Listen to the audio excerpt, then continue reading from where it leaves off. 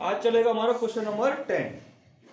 Question number 10 आपसे कह रहा है, एक एक पॉइंट पर ध्यान देना है कि एक एक पॉइंट आपसे क्या कह रहा है। पेज नंबर है आपका 153। एबीसी साझेदार है, 3 साझेदार है एबीसी, लाभों को 3-2-1 के अनुपात में बांटते हैं। ठीक है सर। उन्होंने 60,000 रुपए की संयुक्त जीवन बीमा पॉलिसी ले रखी है। अच्छा, एक बात याद रखना क्वेश्चन के लिए, हालांकि हम संयुक्त जीवन बीमा पॉलिसी का कंसेप्ट पढ़ेंगे अभी डिटेल में, बट आप नॉर्मली याद रखना संयुक्त जीवन बीमा पॉलिसी क्या होती है, एक तरह की गुडविल होती है। कैसे डिस्ट्रीब्यूशन होगा शॉर्ट में समझ लेना इसको, ठीक है ना।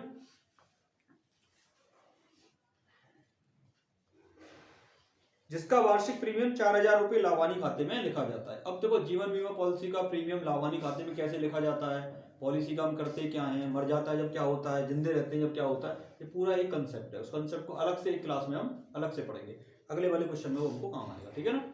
अभी आप नॉर्मली पढ़ लो। फर्म के खाते प्रतिवर्ष 31 मार्च को बंद किए जाते हैं। 1 अगस्त 17 को सी की मृत्यु हो जाती है। चलेगा श्रीमान जी।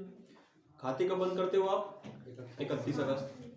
मृत्यु कब हो रही है? 31 मार्च, सॉरी हाँ 31 मार्च को। मृत्यु कब हो रही है? 1 अगस्त। कितने महीने के बाद हो रही है? अप्रैल, मई, जून, जुलाई, 4 महीने के बाद। तो बीच में 4 महीने का अंतर है, और अंतर होगा तो नेचुरल सी बात है प्रॉफिट में हिस्सा जरूर निकलेगा। ठीक है, आगे देखो। उनकी पूंजी व बीमा राशि के हिस्से के साथ साथ सी के वैधानिक प्रतिनिधि को निम्न भुगतान प्राप्त करने का अधिकार है। पूंजी प्राप्त करने का अधिकार है, साथ में बीमा राशि प्राप्त करने का अधिकार है, साथ में ये चीजें भी इसको मिलेंगी, जैसा कि कल हमने पढ़ा था, कल वाले क्वेश्चन में। पहला पॉइंट, मृत्यु की तिथि तक 10% वार्षिक की दर से पूंजी पर ब्याज, 4 महीने का ब्याज लेगा वो पूंजी का। इसके बाद साझेदार का लाभ में हिस्सा जो गत 3 वर्षों के औसत लाभ पर आधारित होगा।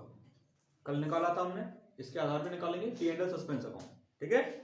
इसके बाद साझेदार का ख्याति में हिस्सा जिसकी गणना 4 वर्षों के औसत लाभ के 3 वर्ष के क्रय के आधार पर होगी। कैलकुलेशन करेंगे इसकी भी। 1 अप्रैल 17 को सी की पूंजी 90,000 थी, जबकि इस तिथि से मृत्यु की तिथि तक सी ने 5500 रुपए के आहरण किए थे। गत 4 वर्षों के लाभ इस प्रकार से हैं। सी का पूंजी खाता बनाइए, बिल्कुल क्वेश्चन नंबर 9 की जैसा है। चलो देखो, पहले हम बना रहे हैं working note. Question number 10, working note. सबसे पहला वर्किंग नोट बना रहे हैं गुडविल का।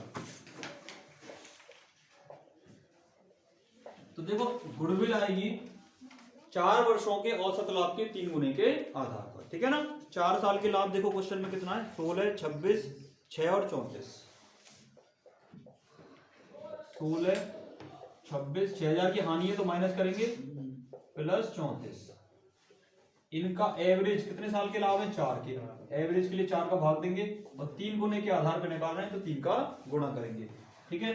देखो 16 और 6 गए 26, 20, 36, 36 और 34 70, 70, 70, 21। कैलकुलेशन करो कितनी आ रही, कितना आ रहा है, कितना आ रहा है? देखो मैं बताऊं, 16 प्लस 20 प्लस 34 गुणा 3 डिवाइड बाई 4, 52,500। गुडविल कितनी आएगी फर्म की? Firm goodwill equal to 52,500। वो देखकर पूरी फर्म की गुडविल है। इसमें मर कौन रहा है?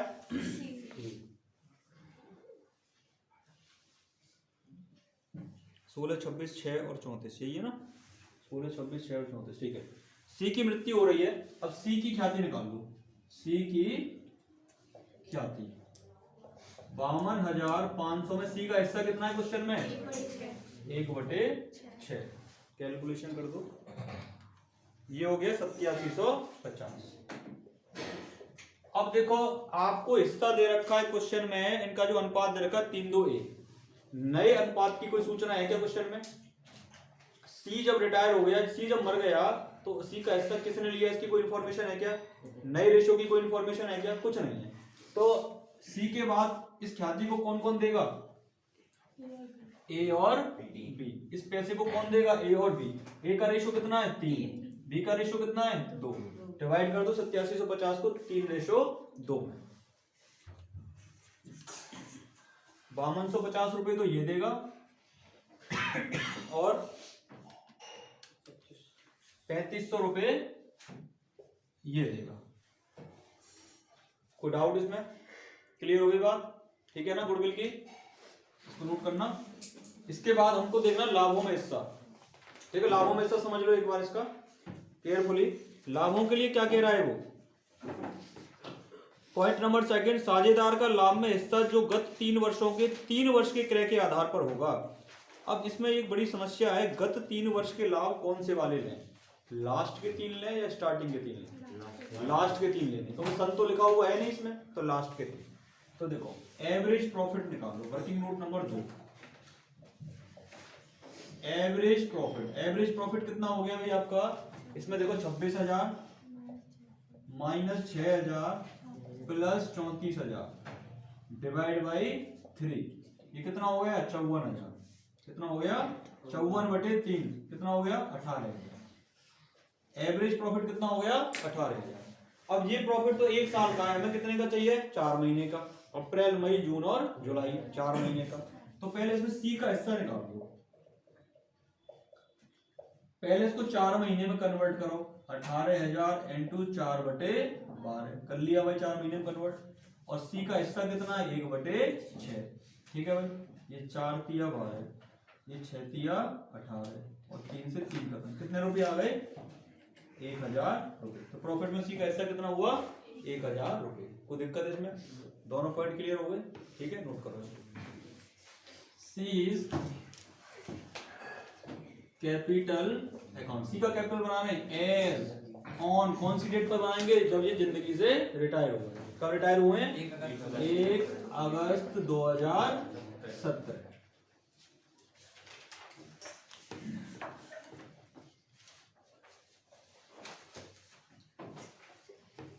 ये बनेगा कैपिटल। सी का बनाना है तो एक ही कॉलम बनाएंगे। ठीक है, सबसे पहला काम लिखना है आपको बाय बैलेंस बीडी। कितनी कैपिटल है सी की 90,000।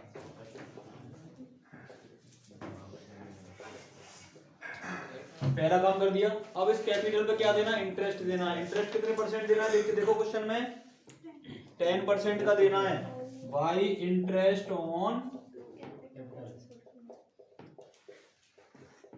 90,000 पे कितने परसेंट देना है 10%। इंटू कितने महीने का 4/12। 90% 10 पे कितना हो गया 9,000 और 9,000 का 4/12 कितना हुआ 3,000। क्लियर है? इसके अलावा हमको इसमें क्या देना है, सैलरी वगैरह देनी है क्या, नहीं देनी। इसके अलावा हमको देना P&L सस्पेंस अकाउंट। कितने रुपए का देना है 1,000 का। लाभों में इसका कितना था 1,000। इसके अलावा गुडविल देनी है। सी को गुडविल कौन दे रहा है, ए और बी। ए कितनी गुडविल दे रहा है देख के बताओ 5250। ए तो दे रहा है 5250 और बी कितना दे रहा है, बी दे रहा है 3500। अच्छा, इसने ड्राइंग और कर ली, कितनी ड्राइंग करी 5500 रुपए। तो ड्राइंग 5500 रुपए। कोई दिक्कत इसमें यहां तक? ठीक है, अब क्वेश्चन में देखो कोई चीज रह तो नहीं गई है। बीमा राशि, ठीक है ना, इंश्योरेंस प्रीमियम। आप इंश्योरेंस की राशि को या जॉइंट लाइफ पॉलिसी को डिवाइड कर दो, किस रेशो में, ओल्ड रेशो में। कितने रुपए का इंश्योरेंस था 6,000 रुपए का। कितने का इंश्योरेंस था, सॉरी 60,000 का। लिखो यहाँ, इसको बोलते हैं संयुक्त जीवन बीमा पॉलिसी को JLP। क्या बोलते हैं JLP। और इस 60,000 को डिवाइड कर दो रेशो में। कितना रेशो इसका 1/6। सी का हिस्सा कितना था 1/6। कितना हो गया, कितना हो गया 10,000 रुपए। कोई दिक्कत इसमें? क्लियर है ना?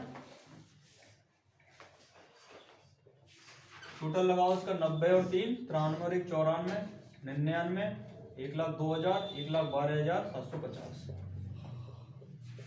ठीक है, 1,12,500 गए तो 250, 1,07,250। ये किसके नाम से लिखा जाएगा, to C executor account. Executor के नाम से लिखा जाएगा। देखो आंसर एक बार चेक कर लेना इसका। ठीक है, 1,12,750। क्लियर? ये कैसे निकाला हमने, बैलेंसिंग फिगर। कोई डाउट इसमें? बहुत आसान क्वेश्चन है, नोट करो।